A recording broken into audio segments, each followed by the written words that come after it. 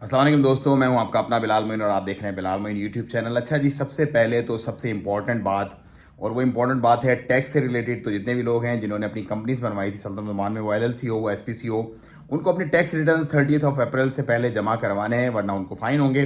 तो उसी के सिलसिले में ऑफकोर्स हमारी जो अपनी कंपनी जो हैं, जो हमारे अपने क्लाइंट्स हैं, उनके तमाम के प्रोसेसेस वगैरह जो भी हमसे रब्ता कर रहे हैं उनको हम करवा के दे रहे हैं। एक और बड़ी इंपॉर्टेंट बात मैं आपको बता दूं, जितने भी लोग हैं देखने वाले, हमारे भी क्लाइंट हो या भले कोई भी हो, आप लोग अपनी सिम को पीकेआई जरूर करवा लें। या ओरिडो का नंबर पीकेआई होगा या ओमानटेल का नंबर पीकेआई होगा। अगर दूसरी आप तीसरी कोई सिम लेते हैं जैसे वोडाफोन, फ्रेंडी श्रेंडी, उनका पीकेआई नहीं होता। पीकेआई का सिंपल प्रोसेस क्या है, आपने फ्रेंचाइज पे जाना है, ओमानटेल की या ओरिडो की जो भी आपकी सिम, आपने उनको बोलना भाई मुझे ये सिम पीकेआई सिम दे दो, तो वो आपसे 1 रियाल लेंगे मेरा ख्याल है, और आपको पीकेआई सिम दे देंगे। और उसके बाद जो हमारे क्लाइंट्स हैं वो हमारी टीम से हमारे उसी सेम नंबर पे रब्ता करें, तो उनको हम वो पीकेआई एक्टिवेट करवा के दे देंगे। और एक्टिवेट करवाने का पीकेआई क्या फ़ायदा होगा कि आप दुनिया के किसी भी कोने में बैठे हुए हों, आपका सिस्टम जो है वो लॉगिन हो जाएगा और आपके मामला चले जाएंगे। वरना आपकी आईडी को, ओरिजिनल आईडी को लगाने की ज़रूरत पड़ती है हर दफ़ा। तो जितने भी लोग अभी मेरी वीडियो देखेंगे वो इस वीडियो को ज़्यादा शेयर करें, अपनी सिम्स को पीकेआई करवा लें।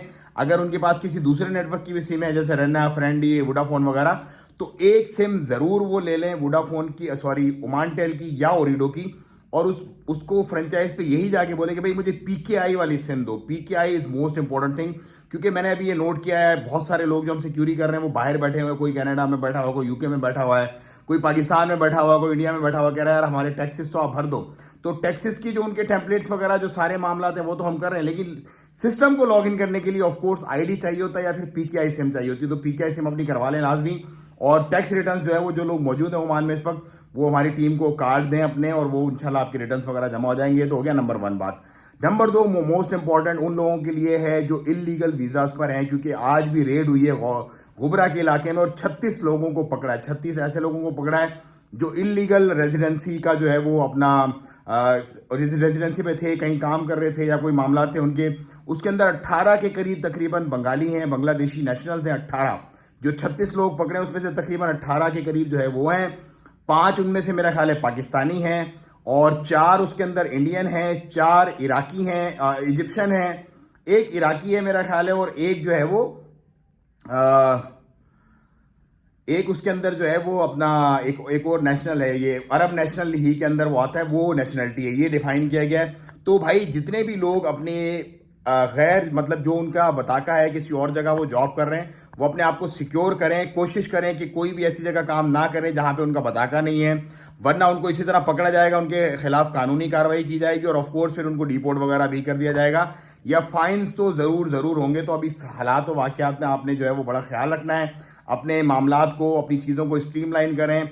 और जो लोग आउट पास का वेट कर रहे थे उनको इंशाल्लाह जैसी अपडेट आएगी मैं ज़रूर शेयर करूंगा। और बाकी ये टैक्सी से रिलेटेड मैंने आपको बता दी है, ओमानी से रिलेटेड 2-3 दिन पहले से मैं वीडियो आपको बना रहा हूँ, बता रहा हूँ चीज़ें क्या चल रही हैं, मामलात। हिज मैजेस्टी का जो दौरा है रूस है, मतलब ओमान की आप इंपॉर्टेंस चेक करें, ईरान की और अमेरिका की टॉक हो रही है, अब रूस का जो है वो दौरा किया हिज मैजेस्टी सुल्तान हैतम बिन तारिक ने। इसको लेकर के भी बड़ी चर्चा चल रही है, बड़ी बात हो रही है कि यार वाई ओमान। भाई ओमान के खित्ते में इंपॉर्टेंस है ऑफ कोर्स सालिसी का किरदार अदा करना, न्यूट्रल जो इनकी खारजा पॉलिसी है, और इसके अलावा मतलब मैनी थिंग्स। तो रूस के दौरे को लेकर के भी बहुत चहमगोइयाँ चल रही हैं कि हो सकता है सालिसी फ्यूचर में, हो सकता है वल्लाहु आलम, लेकिन जो यूक्रेन और इसकी वॉर की जो मामलात हो सकता है वो भी ओमान के अंदर तय पा जाएं, क्योंकि ओमान एक बेस्ट न्यूट्रल डेस्टिनेशन है उन तमाम ममालिक के लिए जो अपनी सुलह सफाई वगैरह करने चाहते हैं, क्योंकि ये ना किसी के झगड़े में पड़ते हैं, ना ही किसी के मामलात करते हैं। इसका एक पस मंजर मैं आपको बता दूं, जब कतर और सऊदी का प्रॉब्लम हुआ तो उस वक्त भी ये न्यूट्रल थे, हालांकि बड़ा प्रेशर था, बड़ी चीज़ें थी, उस वक्त भी उन्होंने कहा भाई हम कतर के भी साथ हैं, हम सऊदी के भी साथ हैं, हम किसी से, हमारा कोई झगड़ा नहीं है। यमन से जो मामला हुआ, यमन के भी ये न्यूट्रल थे, यमन के भी साथ थे, मतलब किसी से कोई झगड़ा नहीं करते। ये इनकी बहुत अच्छी बात है कि किसी के एलाई नहीं बनते, किसी से झगड़ा नहीं करते, अपनी मस्ती में मस्त हैं, इसीलिए अमन और सुकून रहता है वहाँ पर। सारे मामला जो है वो बेहतरीन तरीके से खुश असलूबी के साथ निपटाए जाते हैं। तो भाई ये कुछ थी अपडेट ओमान की, मुझे दें इजाज़त, अपना और अपना बहुत ख्याल रखिएगा। एक और बंदे ने बड़ा इंपॉर्टेंट सवाल पूछा था, यार अगर मुझे बिना बताए मेरा स्पॉन्सर मेरा वीज़ा 15 दिन पहले रिन्यू कर दे तो मैं क्या करूँ? ये बड़ा इंपॉर्टेंट सवाल था। देखें जी, बात सिंपल मुख्तसर सी है कि अगर आपका पासपोर्ट आपके एम्प्लॉयर के पास है और आपने उसको इंटीमेट नहीं किया कि भाई मेरा वीज़ा नहीं रिन्यू करना, 15 दिन पहले वो वीज़ा आपके बताए बिना, नॉर्मली 1 महीना पहले वीज़ा रिन्यूअल हो जाते हैं, कोई प्रॉब्लम वाली बात नहीं है। लेकिन अगर आपने उसको इंटीमेट नहीं किया और आप ये फर्ज कर रहे हैं कि यार मैं महीने के आखिरी दिन जाऊंगा, उसको बोलूंगा भाई मेरा रिजाइन है, मेरा पासपोर्ट वापस दो, और उसके बाद वो मेरा पासपोर्ट मुझे वापस दे देंगे, तो बस बात खत्म। नहीं, ऐसा नहीं होगा। You have to intimate earlier. आपने बताना चाहिए अपने एम्प्लॉयर को पहले कि भाई ये मेरा नोटिस पीरियड है, अब मैं जॉब छोड़ने लगा हूं, अब आप मेहरबानी करके मेरा पासपोर्ट और मेरी ग्रेजुएटी और मेरे जो भी मामला हैं वो आप वापस करते हैं। ऑफिशियल तरीके से आप उनको इंटीमेट करेंगे तो आप उसको सू भी कर सकते हैं कोर्ट के अंदर, लेबर कोर्ट के अंदर। अगर आपने इंटीमेट नहीं किया तो ऑफ कोर्स अल्टीमेटली उन्होंने तो अपना वीज़ा आपका रिन्यू करवाना ही करवाना है। उसमें आप जब सू करते हैं तो आपके जीतने के चांसेस थोड़े कम होते हैं। लेकिन अगर आप इंटीमेट कर देते हैं अपने एम्प्लॉयर को 1 महीना पहले कि भाई मेरा नोटिस पीरियड है, मैं जाना चाहता हूं, आप मेरा वीज़ा रिन्यू मत करवाइएगा, उसके बाद अगर वो रिन्यू करवा देता तो फिर आपके चांसेस, आप सू जब उसको करेंगे, जब आप लेबर कोर्ट में जाएंगे तो आपके चांसेस ब्राइट है जीतने के। इसी तरह लेकर के बहुत सारे लोगों ने कहा हमारे पासपोर्ट जो हमारे अरबाब के पास होते हैं, legally they got no right. कोई भी दुनिया में शख्स आपका पासपोर्ट नहीं रख सकता।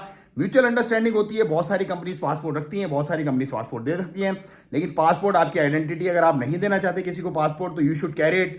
अगर आपका कोई मतलब वो है कि नहीं यार लाजमी देना ही देना है, सबने दिए हुए हैं, हमने भी दे दिए, कोई मसला नहीं, तो फिर वो आपकी अपनी सवाब दी दें। लेकिन लीगली ओमान के लॉ के मुताबिक भी nobody can carry your passport. आपका पासपोर्ट आपका अरबाब कफील नहीं रख सकता, ये आपकी अपनी प्रॉपर्टी है, यू मस्ट कैरी इट। इसके अलावा और बहुत सारी चीज़ें, बहुत सारे सवाल इंशाल्लाह वक्त के साथ साथ मैं आपको जवाब देता रहूँगा। मुझे दें इजाज़त, वीडियो को ज़्यादा शेयर करें। अस्सलाम वालेकुम व रहमतुल्लाह।